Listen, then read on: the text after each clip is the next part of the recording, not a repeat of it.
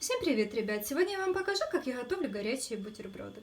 Для этого нам понадобится сыр, я натерла на крупной терке, помидоры кольцами нарезала, майонез, хлеб и колбаса. Вы можете взять хлеб любой, который вы любите, который вы кушаете, также колбасу. Вы можете взять любую, которая вам нравится. Вы можете взять также сосиски. Ну что, приступим к сборке бутербродов. Берем хлеб и намазываем майонезом каждый кусочек.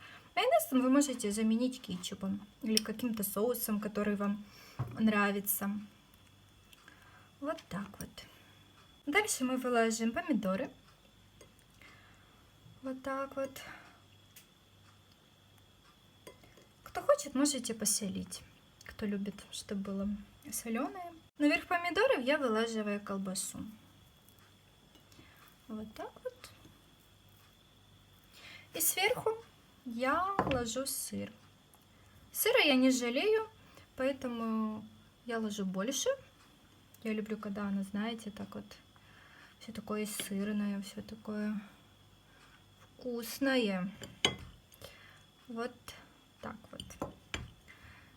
Все, теперь мы будем ставить наши бутерброды запекаться. Я бутерброды сейчас переложу на тарелку. Вот так вот.